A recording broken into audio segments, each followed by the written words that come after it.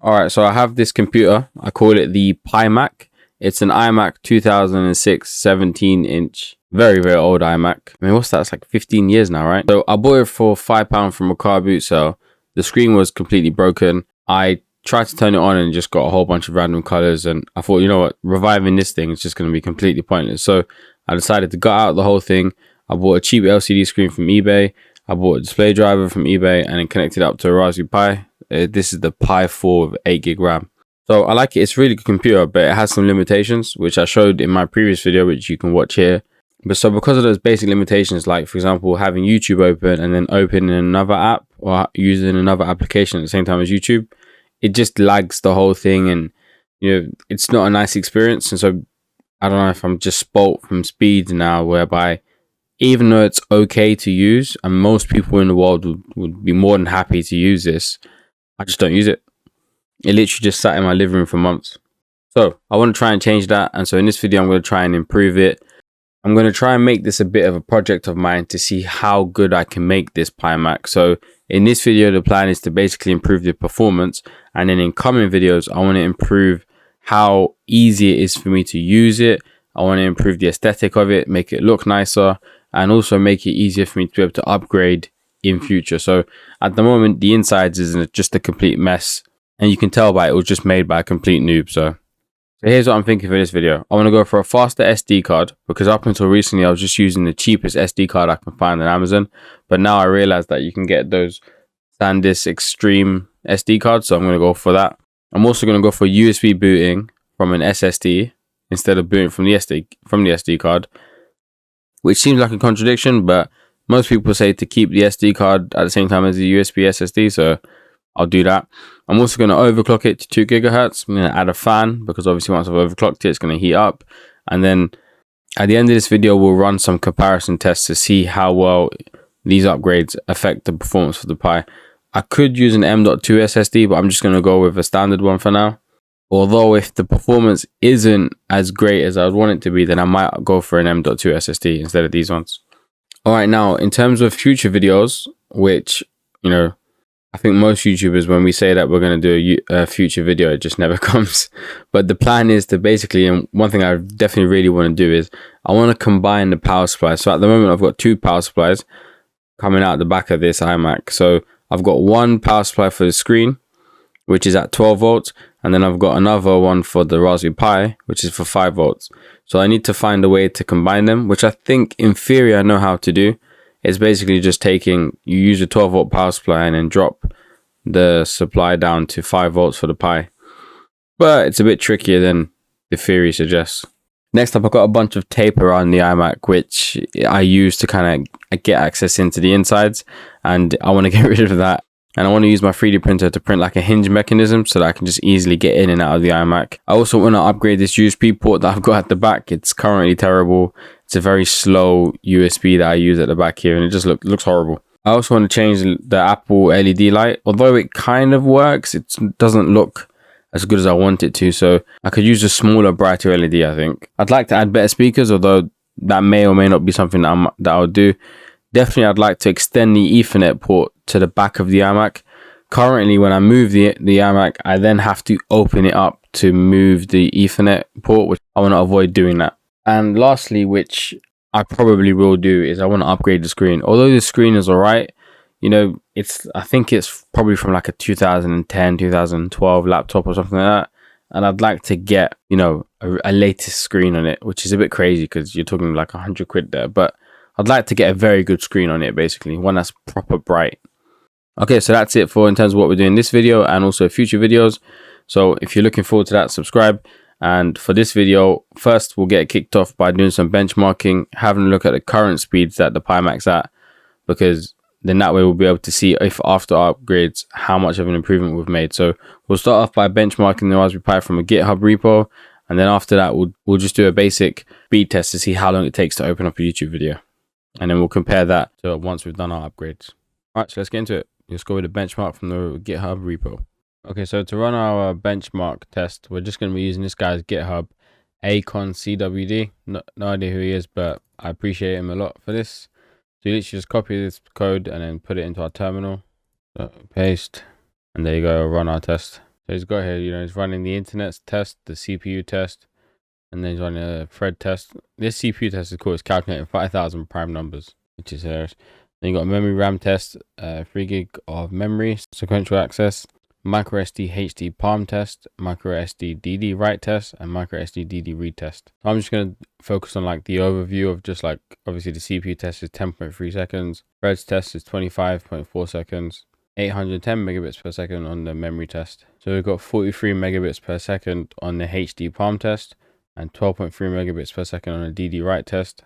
Now we finished 45 megabits per second on a DD read test. Okay, so we'll run this test, and then we'll also run a YouTube test where we test how long it takes to open up a YouTube video. Once we've done those two tests, then the first thing I'm going to do is I'm going to upgrade the SD card. So I've got the SanDisk Extreme 32 gig 100 megabytes per second SD card. Hopefully, especially in particular on these last 3 tests, we'll be able to see some improvements. Okay, now let's do a YouTube test. So if we open up a new tab, stopwatch as a timer. Okay, so I'll start the timer here. What I'm going to do is I'm going to search for my name on Google. So I'll do this, Hamid Adefuwa YouTube. So I'm going to search just for myself like that, and then I'm going to go onto my channel and click the latest video that I have. And then when the video starts to play, that's when I'll pause the timer. So let's see how long that whole process takes. That way I get to test out a variety of different variables as well. So let's go to, all right, so I'm going to click start and then search a channel.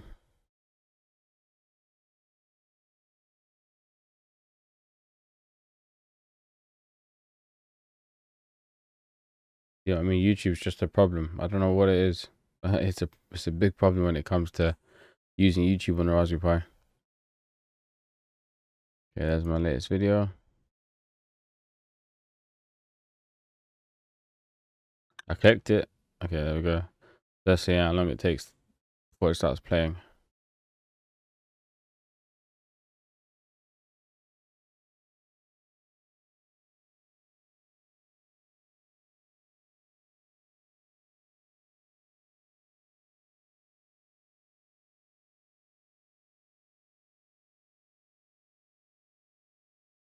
There you go. All right, it's actually playing on the Raspberry Pi. Okay, so it took 54 seconds to start playing, and it even started playing in super low resolution anyways, which is not great. But you see what I mean? Like that's not usable. I mean, it is usable, obviously, and I don't mean to sound spoiled in the sense that, you know, like obviously there's many people around the world that'll be happy to have a Raspberry Pi, but just when you're using, you know, powerful machines like this machine here, which I'm currently using, you know, it'd actually be cool for me to test out how long it takes to do the same thing on my actual PC. Let's just do it, go on. So 54 seconds on the Raspberry Pi. This is my actual computer, so I'm going to do the exact same test, but on the computer that I use daily, what I use to record this video, what I used to edit, right? So let's hit start.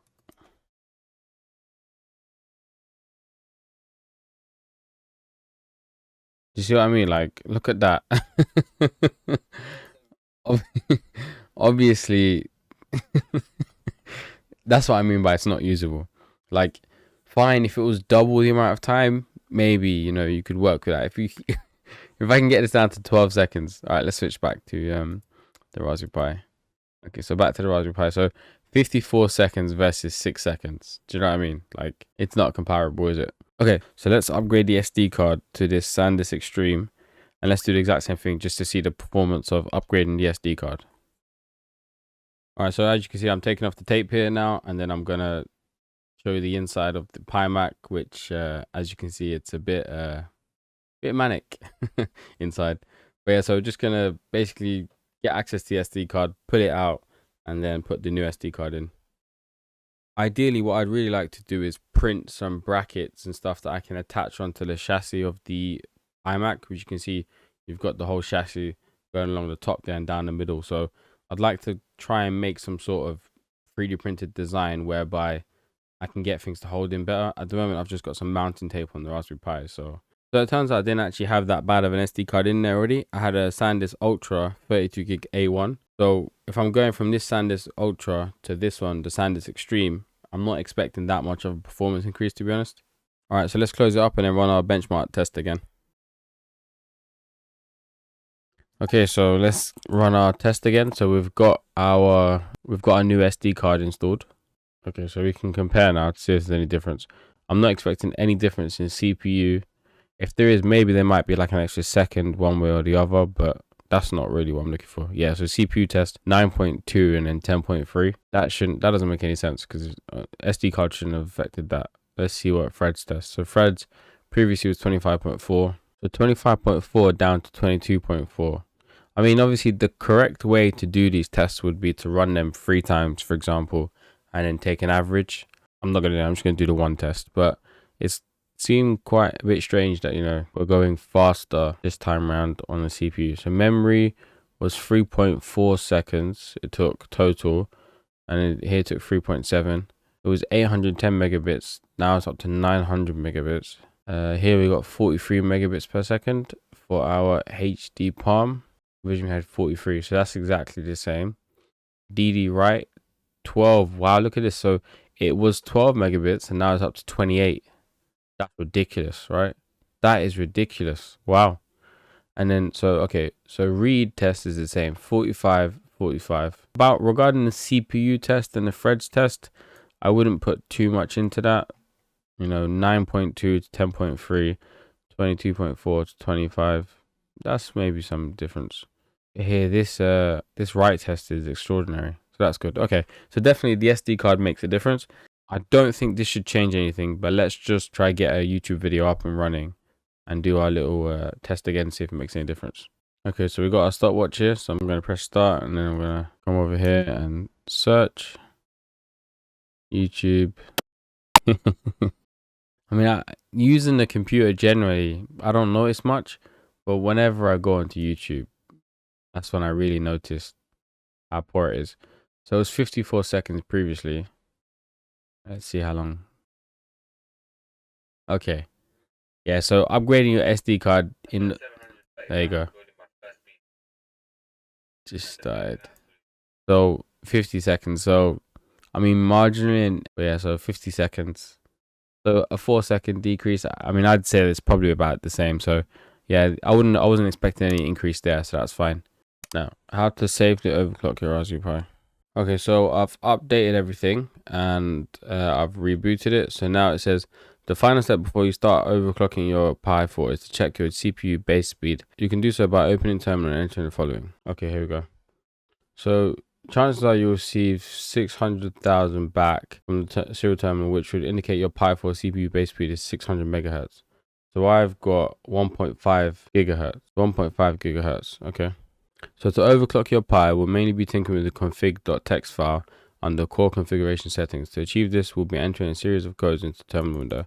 Open your serial terminal window and enter the following code. Okay, so we're inside. Scroll down to the section marked uncommon to overclock the ARM. Uncommon to overclock. Okay, the ARM 700 megahertz is the default. Okay, so change the config settings to over_voltage equals 2. Okay, ARM frequency 1750. I'm actually thinking that maybe since they were saying that it's 600,000 or whatever it was, what was it? Yeah, 600 megahertz. Since mine's already 1.5 gigahertz, I'm thinking that this is only taking me up to 1.75, so I could probably overclock it higher, I think. Yeah, see, look, 2 gigahertz. I thought so. Let's try that. So 2000. So let's just go straight for 2 gigahertz because I don't see why mine wouldn't be able to deal with that. If it's the Pi for 8 gig. So over voltage is equal to 6. Okay, so let's reboot. Sudo reboot. Okay, so we've finished rebooting now. So let's bring up our browser again. It's amazing, you know, like I'm quite a technical person, but even when it came to this like overclocking and stuff like that, it just sounds super complicated, but it really isn't. Do note that from testing, some Raspberry Pi 4 boards have failed to boot at this speed or slowed down due to overheating under voltage. So I haven't installed a fan yet, so I might get overheating. Unlike if you maintain Pi 4 at this speed in the long run, hence we recommend you to settle for ARM 2000 or stop at 10.5. Huh? Oh, okay, so if I want to go to 2147, which I will do, I may as well, right? I'm now at 2 gigahertz. Okay, so let's take it up to, I wonder if this is the max that it can go to. Over voltage 6, ARM frequency 2000, and so we want to make it 62147. 2147. And then we want to do GPU frequency is equal to 750. Sudo reboot. So now it might not boot. So let's see what happens. Sudo reboot. So I was sat here waiting for it to reconnect for a long time, and I realized it doesn't seem like the internet's working on the Pi anymore. It rebooted fine, and then so I've just taken off the case and touched the CPU, and it practically burnt me. I mean, I don't actually have physical burn, but it was boiling. So definitely need to dial it back a bit. It ain't gonna work at that 2147 speed. So yeah, gonna have to dial it back. I'm not sure how I'm gonna get the Pi to boot now. So I touched the Raspberry Pi CPU and it was boiling, like absolutely boiling. So definitely overclocking it to this speed was way too high. So now what I've done is I've 3D printed the Raspberry Pi case here. So I'm going to put the Raspberry Pi into this case, and then I'm going to attach this cheap fan that I got to it. Probably not going to be the best cooling solution. Just a 5. So yeah, I'm going to attach this fan to it in the case, stick it in there, and then hopefully I might be able to work with it overclocking. But I think I'm going to need a more powerful case and heatsink here. Yeah. I mean, literally, it's like probably melted the adhesive on it, but yeah. All right, let me add the fan in the case. So this blue case, I actually 3D printed it. I just got downloaded for free off Thingiverse, which is an amazing website for 3D printing. So it's just made out of like really cheap plastic PLA. So it's not like a high quality case or anything, but it's more than good enough for what I want to do here, which is basically just use it to hold the fan. So I actually got the fan off of eBay, and then all you need to do is you just need to put the screws through the case and into the fan. This solution, it only cost me I think I paid like £1.80 or something like that. So really cheap solution to be able to cool down the Raspberry Pi. But I figured if this wasn't that great, then I'll just go and get a more expensive fan off of Amazon. But they were all like £8 to £15, and I just thought, you know what, I could easily print this and attach this fan in myself. So, and they usually will come with these standard headers, so they're good. You can see it's actually quite a really high quality print. I was very happy with it. And there's even a little slot there that you can break out and use to access the GPIO pins as well, which is nice. So the print comes in 2 pieces. You got this bottom plate, which you just slide on kind of like over the SD card, and then you can screw a screw through the Raspberry Pi and into the bottom plate, which is really nice. So it literally holds that together. And then now I can add mounting tape or something to the back of this plate, and then that will then stick to the iMac. So the plan would be, I think, moving forward in future, would be to expand this back plate or make like a spot for the back plate to just sit on. And then that way, maybe I could either screw through the Raspberry Pi through the back plate into another kind of plate holding between the chassis of the iMac, or just have it kind of slot in there and then like a modular thing where I can plug it in and out.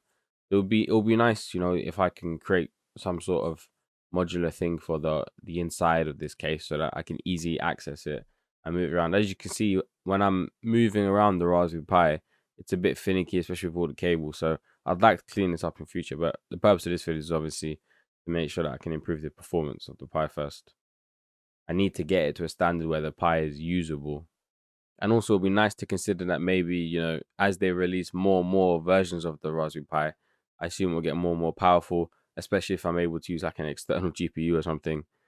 Then, you know, maybe I could swap this one out and put an even powerful one in. So, yeah. Connecting the fan header pins is fairly simple. You just need to just take a look at the GPIO chart and then you can connect it. I've already got my speaker connected to some of them, so it was a bit finicky getting that in, but yeah, it was easy enough.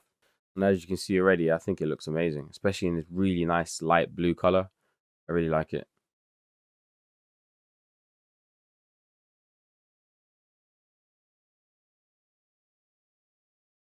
Okay, so let's close this thing up and then we'll test it. There you can see that it's fully on. All right, and then so thankfully the fan is fully working, spilling fine, and actually the noise isn't too bad as well. Okay, so I've kind of come to a bit of a solution here. I've installed the fan onto the Raspberry Pi with a case as well, and the desktop is now usable again, so that's nice.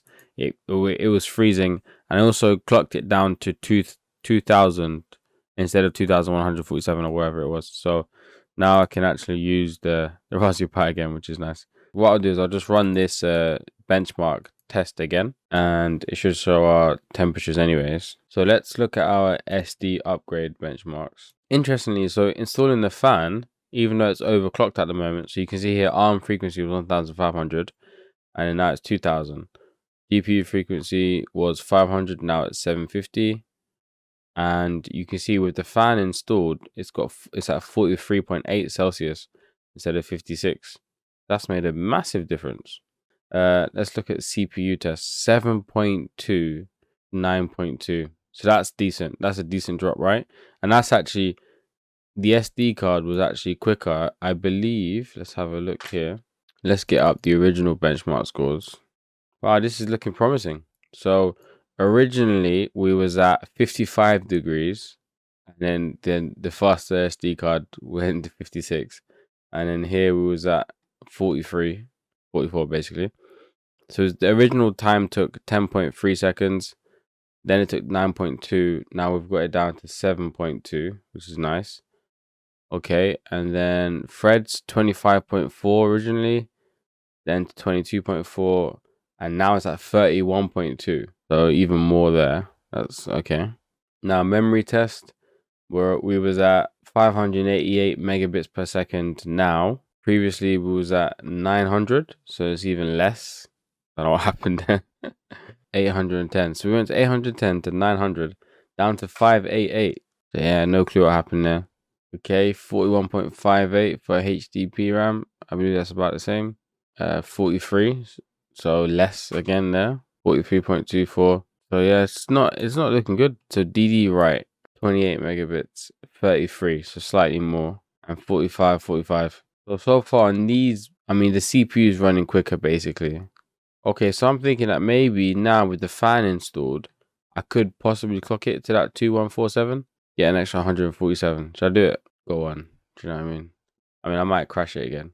Okay, no. Okay, let's just leave it at 2000. Let's run our YouTube test. So we're going to do a Google search and we're going to do our stopwatch. So we got our stopwatch here.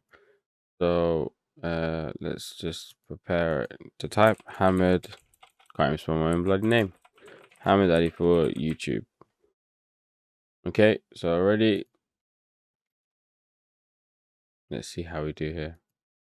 Wow, it's performing better, isn't it?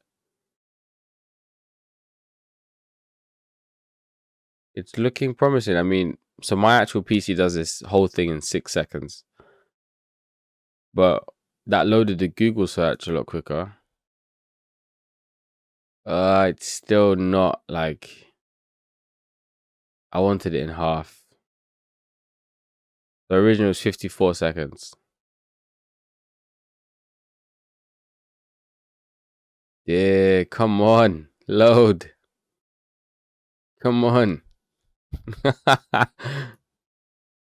No, I paused it too early. I paused it prematurely by mistake. Nah, it's the same. It's the same.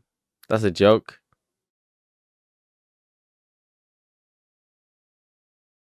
Look at this. It's not even the same. It's worse. It's worse. Worse performance. Oh my gosh. Look at this. Yeah, it's upsetting.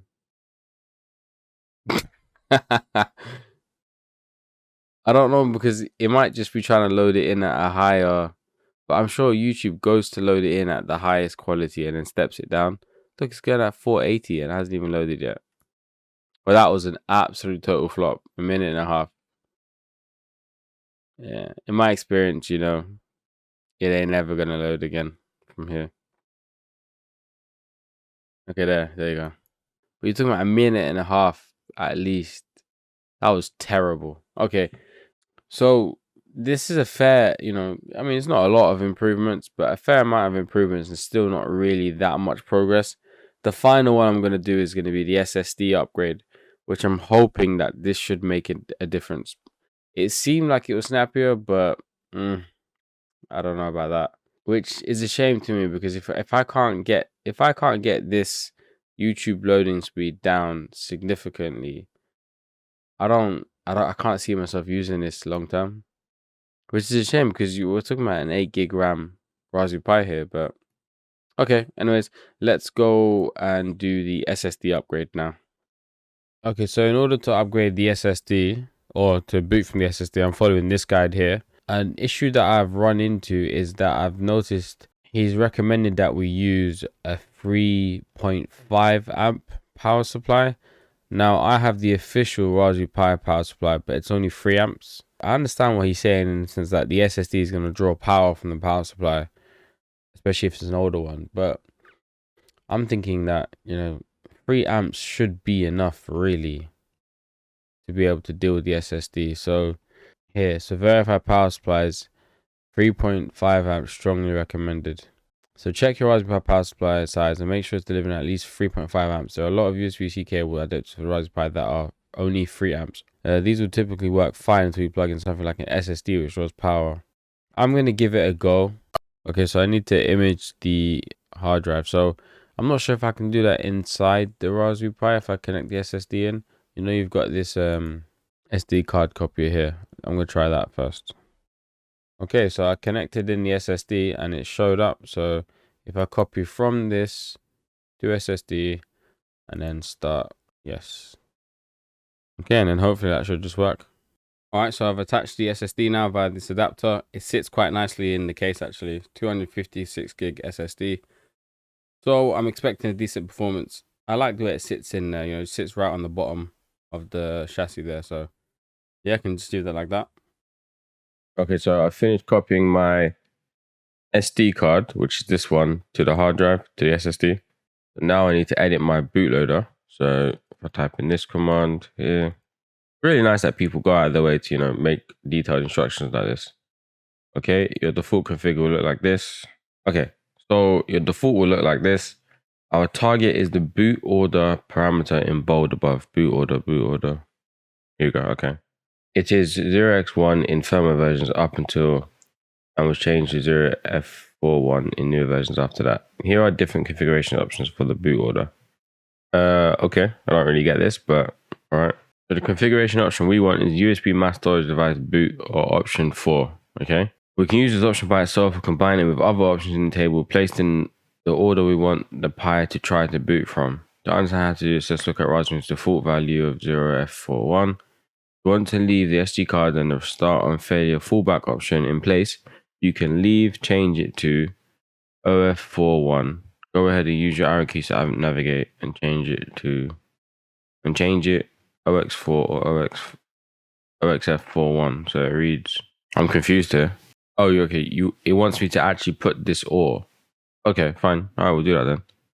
It makes sense to me to boot it. So I make it so that if the SSD card doesn't work, it boots to the SD card. But for now, just to make sure that it's actually booting from the SSD, let's just do it as the SSD value first.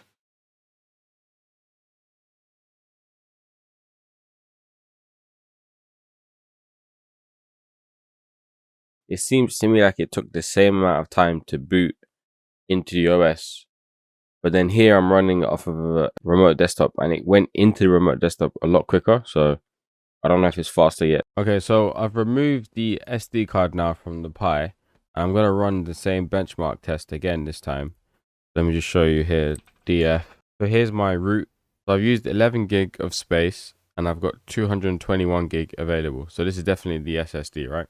Look at that, CPU time 6.5 this time. So it's got no SD card in there at all. Same sort of time for my threads.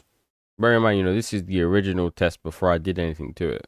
Memory test was 3.8 seconds, 3.8, 791 megabits per second, 810 megabits per second. So, the same there. I mean, technically worse. And so this is where I'm expecting big improvements on the DD write and DD read. At least possibly not really on the write, but definitely on the read, right? You should get huge increases on the read time. So write was 12.3 megabits, 9.3 megabits. Look, that's rubbish. But look at this, 45 megabits versus 276 megabits. So definitely reading from the SSD is a lot quicker. But it sucks that, look, writing is actually worse. You can't. I don't know if I can justify this kind of I mean, I don't think I can justify this kind of performance, to be honest with you. It's a fair bit of money, you know. Like, you know, you have to get a Raspberry Pi case, you have to get a fan, you have to get the USB adapter, you have to then get the SD card. You know, I've upgraded the SD card as well. You're chucking money at this thing, and it's barely even going any faster. So let's do our YouTube test one more time. I'm not expecting any sort of different results, to be honest with you. And then yeah, we'll call this video a day. Maybe if I would appreciate if you guys can help me out in the comments. Let me know what I could do to improve the performance of this thing, because as it sits right now, it's a nice quirky little project, but it would make more sense to me to, you know, go with, like, I don't know, just I'm sure I could get a more powerful computer than this and put it inside there, because this isn't great. Maybe I need like an external GPU. I think possibly YouTube is just not well suited towards the Raspberry Pi, but YouTube's such a huge part of my life, and you know, most people's life, that means that then the Raspberry Pi isn't well suited to most people, which sucks, right? And I know I could do things like, for example, removing extensions and maybe like logging out of Chrome, and or maybe not using Chrome and using a lighter browser, etc., etc., etc. Yes, you could do those things, but again, Chrome and the rest of those things are such a big, large part of our life that, you know, just saying, well, you can use the Raspberry Pi but not Chrome, not really a solution, is it? All right, so that's Hamid. Okay, so we'll click start, search, channel. This time we're going for the second vid, the PC build one. I want to go for the exact same one.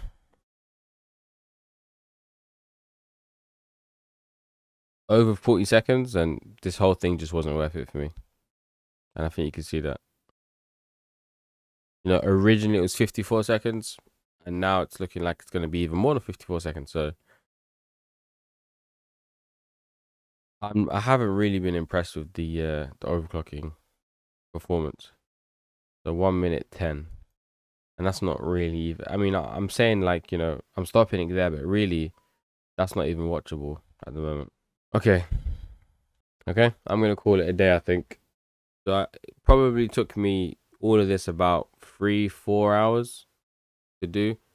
So it's about 4 hours of time, and I don't feel like I've had any sort of performance increase.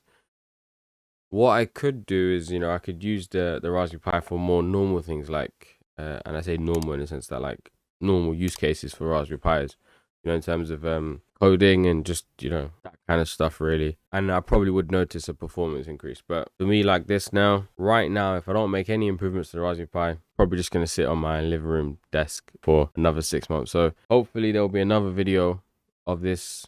I don't think I'll do any aesthetic upgrades yet. I think it makes sense try and fix the performance issues, but other than, you know, like maybe using a more powerful fan, maybe using a better quality SSD, I can't think of really what I could really do to improve the performance. I mean, it's just, with the Raspberry Pi, it's just cooling, isn't it? That's what you can really do. All right, I don't know. If you know, let me know in the comments. I'd appreciate it, and I shall see you guys hopefully in a coming video when I improve this thing and make it even faster, hopefully. Bye guys, see you later. Thanks for watching.